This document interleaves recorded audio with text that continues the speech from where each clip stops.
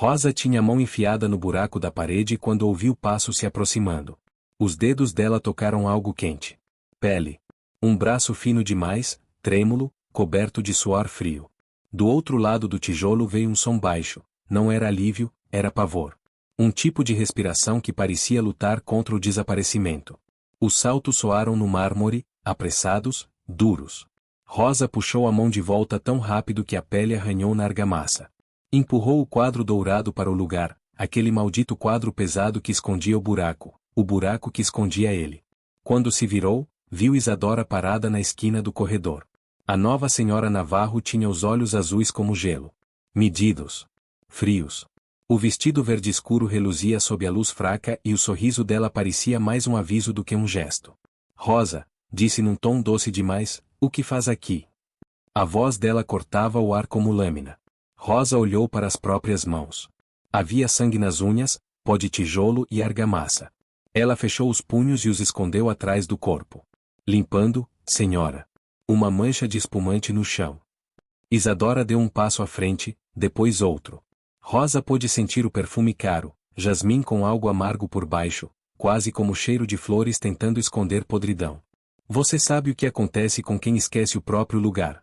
Perguntou Isadora, inclinando a cabeça. Essas pessoas, desaparecem.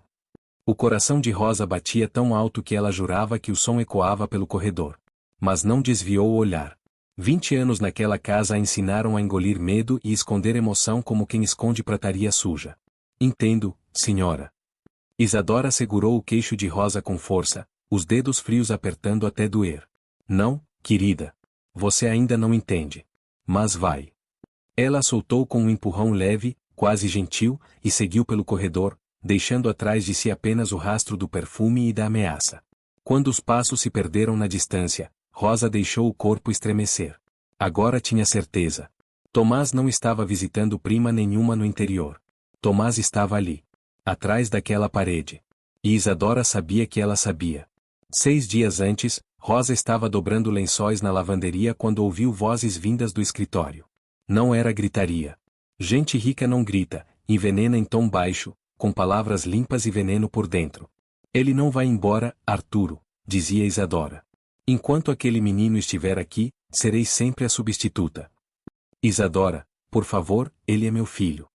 A voz do senhor Navarro soava cansada, derrotada. E eu sou sua esposa. Escolha. O silêncio que veio depois durou tempo demais. As mãos de Rosa começaram a tremer. Ela conhecia Arturo há 20 anos. Viu o homem construir um império, amar uma esposa que já se fora, chorar no funeral dela, poucas lágrimas, mas verdadeiras. Nunca ouviu escolher nada. Vou pensar, disse ele, e aquelas palavras soaram como sentença. Rosa subiu as escadas de serviço. A porta do quarto de Tomás estava entreaberta. O menino, sentado na cama, abraçava um urso de pelúcia gasto que pertencera à mãe. Os olhos, azuis como os dela, estavam vermelhos. Ela me odeia, murmurou. A Isadora me odeia. Rosa sentou-se ao lado dele. Não mentiu. Nunca mentia para aquele menino. Eu sei, meu amor. Meu pai vai me mandar embora. Não. Ela segurou a mão dele. Nunca. Mas tinha mentido. 3 dias depois, Tomás desapareceu. Agora, sozinha no corredor de serviço, Rosa encostou a orelha no tijolo frio. Do outro lado vinha uma respiração fraca, trêmula. Tomás? Ela sussurrou. O som parou. Depois veio um ruído baixo, como unhas tentando cavar. Rosa sentiu algo quebrar por dentro. Não era medo, era raiva. Isadora havia escondido uma criança. Trancado um menino de 9 anos dentro de uma parede. E Arturo, o pai, estava ali embaixo brindando com taças de cristal, rindo entre convidados que nem imaginavam estar bebendo sobre um túmulo. Rosa limpou as mãos no avental. Tinha 2 escolhas, continuar fingindo, sendo invisível, ou destruir tudo. Do salão, ouviu palmas. Arturo subia ao pequeno palco para o brinde final. Rosa olhou para o corredor, para o quadro dourado, para as mãos sujas de sangue. 20 anos servindo aquela casa. Naquela noite, ela ia incendiar tudo. Rosa deu o primeiro passo em direção ao salão. O som das botas no mármore ecoava entre os lustres de cristal, interrompendo o burburinho elegante da festa. As conversas foram cessando, uma a uma, até que o silêncio se espalhou como neblina. Arturo, de taça erguida, ainda sorria. Isadora, ao lado dele, congelou o olhar. Naquele instante, ambas sabiam que algo estava prestes a ruir. Rosa manteve o passo firme. O microfone escondido no bolso do avental parecia pulsar, pesado, quente, como se tivesse vida própria. Quando ela já estava a poucos metros do palanque, Isadora se moveu. Rápida. Discreta. A anfitriã que, aos olhos dos convidados, apenas se desculpava para verificar um detalhe. Mas o olhar dela era de pânico. Rosa, disse com um sussurro que arranhava o ar, preciso de você na cozinha. Agora. Rosa não respondeu. Continuou andando. Estou ocupada, senhora. Isadora bloqueou o caminho. O vestido verde brilhou sob as luzes, mas o rosto dela já começava a rachar. As rugas em torno dos olhos se aprofundaram, o maxilar tenso tremia de leve. A máscara da mulher perfeita estava se despedaçando. Você não entende o que está fazendo, murmurou, tão perto que Rosa pôde sentir o hálito de menta espumante. Se abrir a boca, vai se arrepender. Tenho amigos, Rosa. Pessoas que podem te apagar do mapa sem deixar rastro. Rosa manteve o olhar firme. 20 anos de silêncio se desfaziam em segundos. Eu já sumi, senhora. Faz 20 anos que ninguém me vê. Por um instante, Isadora recuou. O salão inteiro parecia respirar junto com elas. Mas antes que Rosa pudesse seguir, uma mão pesada segurou seu braço. Desculpa, dona Rosa. A senhora não pode ficar aqui. Era Davi, o chefe de segurança. Um homem grande, de voz baixa e olhar sempre respeitoso. Mas agora os dedos dele apertavam como algemas. Ordem da senhora Navarro. Rosa tentou se soltar, mas o aperto aumentou. Davi, por favor. Tem uma criança morrendo nesta casa. Ele franziu o senho, confuso. Olhou para Isadora, que já voltava a sorrir, um sorriso ensaiado, frio, ensopado de mentira. Coitada, disse ela alto, para todos ouvirem. Está exausta. Trabalhou demais. Perdeu o juízo. Os convidados murmuravam. Rosa viu a hesitação nos olhos de Davi. Ele a conhecia. Sabia quem ela era, o tipo de mulher que nunca mentia. Mas também sabia quem pagava o salário dele. Vai, Rosa, sussurrou. Não faz isso mais difícil. Foi naquele momento, entre a rendição e o desespero, que algo acendeu dentro dela. Não medo. Não raiva. Memória. Tomás tinha 6 anos quando aprendeu a amarrar os sapatos. Ela se lembrava com clareza, o menino parado na porta da lavanderia, o tênis vermelho nas mãos, os olhos marejados. Não consigo, ele disse, engolindo o choro. Rosa se ajoelhou ao lado dele. Quer saber um segredo? O menino assentiu. Quando algo parece impossível, a gente tenta de novo. Mais devagar. Com calma. E se eu nunca conseguir? Você vai. Porque coragem não é não ter medo. É ter medo e fazer mesmo assim. O laço deu certo 15 minutos depois. Tomás pulou, gritou, abraçou Rosa com tanta força que ela quase caiu. Eu consegui. Eu sabia que ia conseguir, meu amor. A lembrança durou segundos, mas foi suficiente para reacender algo esquecido, a força que o medo não apaga. Rosa encarou Davi. Você tem filhos? Ele piscou, surpreso. Tenho 2. Quantos anos? 6 e 9. Ela assentiu devagar. Então você entende. Sabe o que é amar alguém mais do que a própria vida. Tem um menino de 9 anos trancado atrás de uma parede. 5 dias. Sem luz, sem comida. Se eu não fizer algo agora, ele morre, enquanto o pai brinda lá dentro. A mão dele afrouxou. Você tá falando sério? Rosa não piscou. Eu nunca menti pra você. E não vou começar hoje.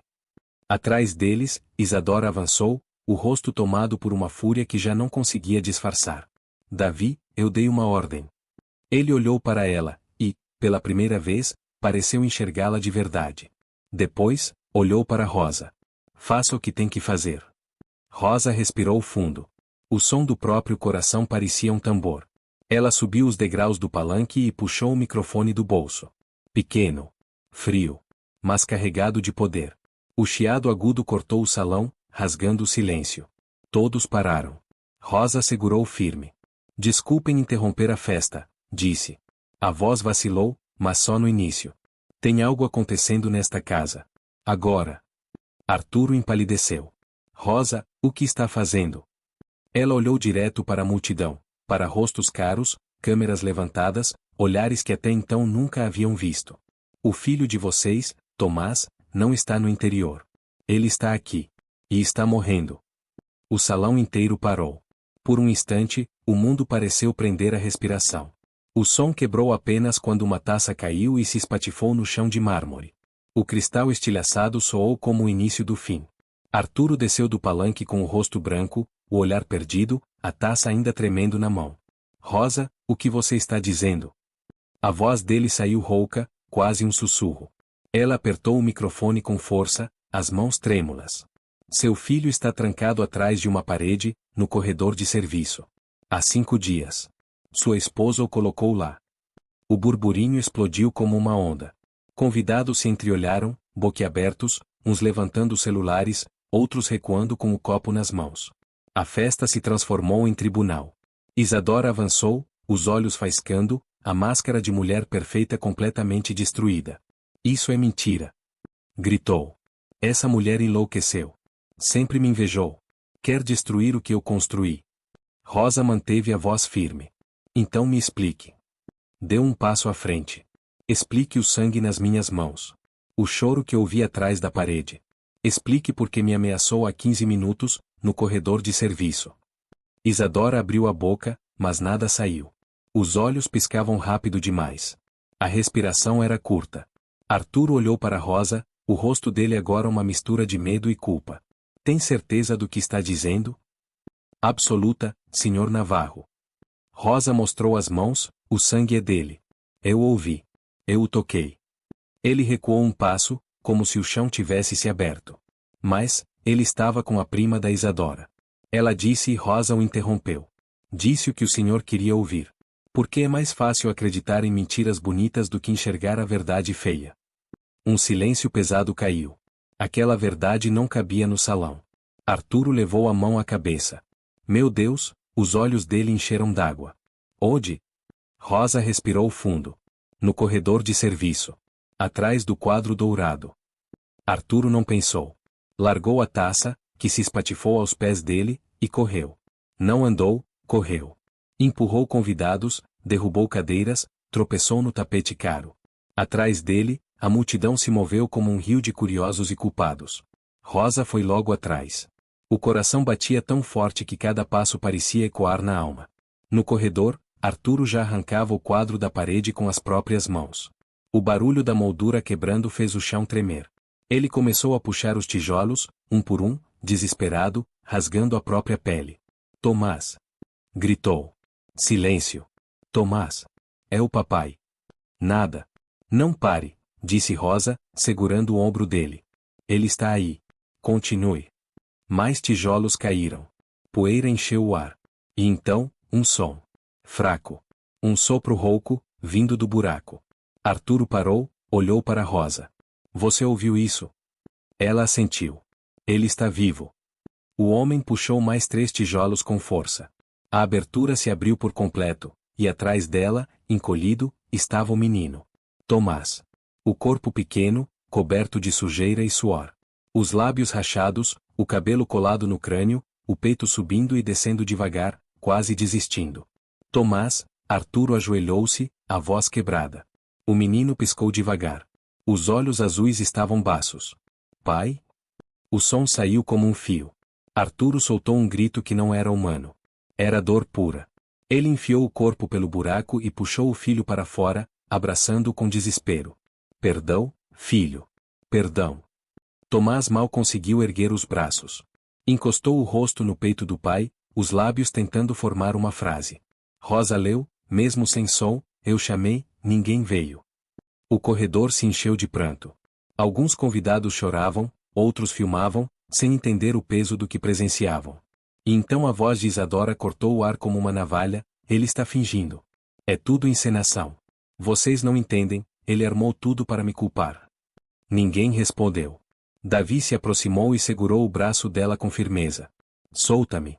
Você não sabe com quem está falando. Arturo ergueu o rosto lentamente. As lágrimas escorriam, mas os olhos agora ardiam em ódio. Você tentou matar meu filho. Eu não, cala a boca! Gritou. O som reverberou nas paredes. Você não fala mais. Nunca mais. Virou-se para Davi. Chame a polícia. Se ela tentar fugir, impeça.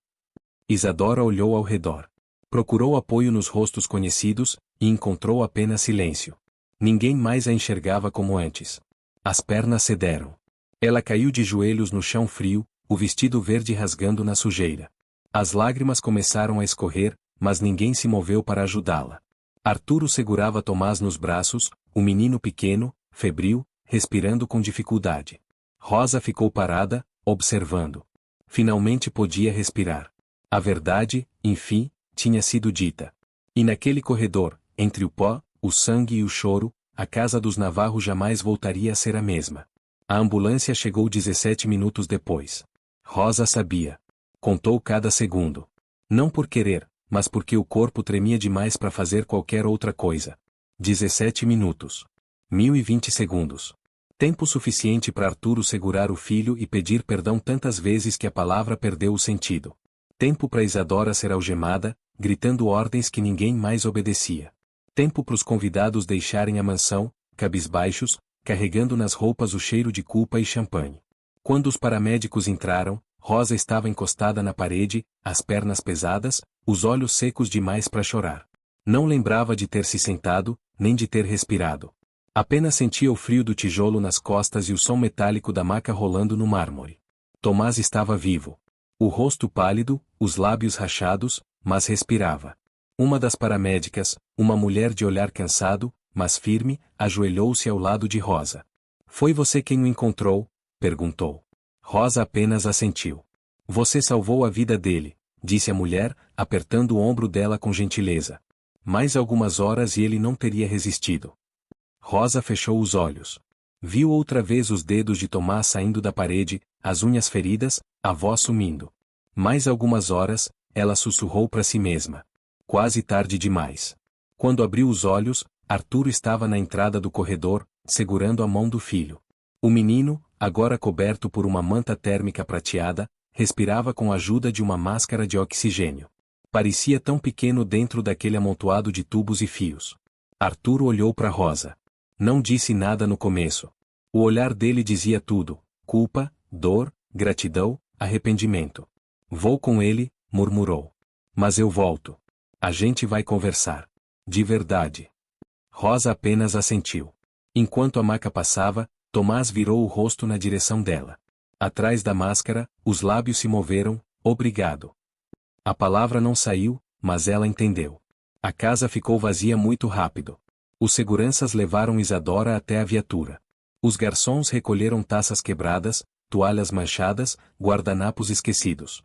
Ninguém olhava ninguém. Davi foi o último a sair. Parou na porta da cozinha, o olhar pesado. Você fez a coisa certa, disse. Rosa não respondeu. Devia ter acreditado antes. Ela levantou o olhar. Você acreditou quando importava. Ele assentiu devagar e fechou a porta atrás de si. E então o silêncio tomou conta. Não o silêncio sereno da madrugada. Mas aquele que pesa, que sufoca, que parece carregar os gritos que ninguém ouviu. Rosa olhou para as próprias mãos. Sujas, cortadas, com sangue seco sob as unhas. Mãos que serviram, limparam, cuidaram, e agora tinham destruído. Levantou-se devagar e caminhou até o corredor de serviço. O buraco ainda estava lá. Aberto. Cru. Uma ferida exposta no corpo da casa. O quadro quebrado jazia no chão, a moldura dourada partida. A pintura rasgada mostrava um navio naufragando. Rosa se ajoelhou diante da parede, o coração apertado. Lá dentro, o cheiro de mofo e medo ainda vivia. Ela passou os dedos pelos arranhões deixados por pequenas mãos tentando escapar. Encostou a testa no tijolo frio. 5 dias, sussurrou. 5 dias chamando, e eu quase não ouvi. E então, finalmente, chorou. Não de alívio. Não de vitória. Mas de exaustão. Exaustão de 20 anos calada, invisível, obediente. Naquela noite, ela quebrou o silêncio. E, ao fazer isso, salvou uma vida, mas também destruiu tudo que aquele lugar fingia ser. O telefone tocou 3 dias depois. Rosa atendeu com as mãos ainda trêmulas. Alô? A voz do outro lado era baixa, cansada. Rosa, é o Arturo. Ela se endireitou, o coração disparando. Tomás está fora de perigo, ele disse. Os médicos afirmam que ele vai se recuperar.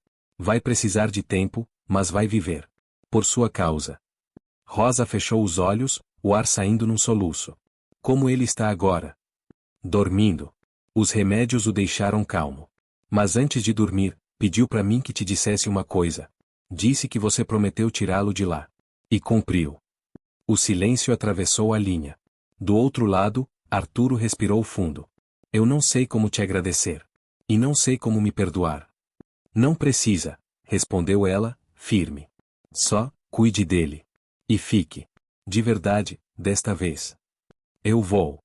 E então, depois de alguns segundos, ele completou, Rosa, você não trabalha mais aqui. Não como empregada. Nunca mais.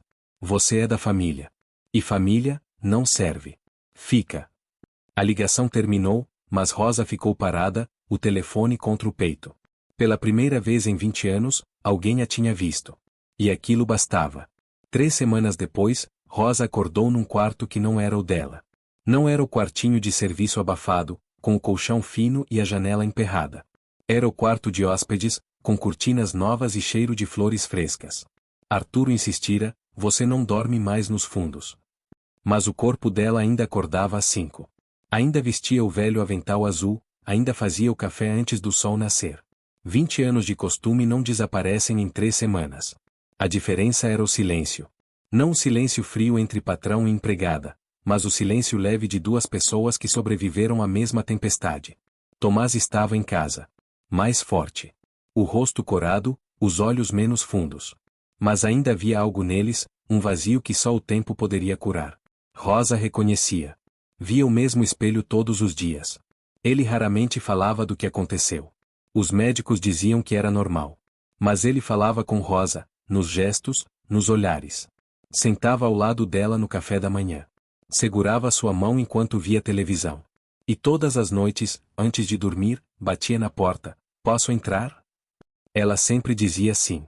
Sentava-se na beira da cama, como fazia quando ele era pequeno, e esperava até a respiração dele se acalmar. Você vai embora? Ele perguntava, os olhos semicerrados.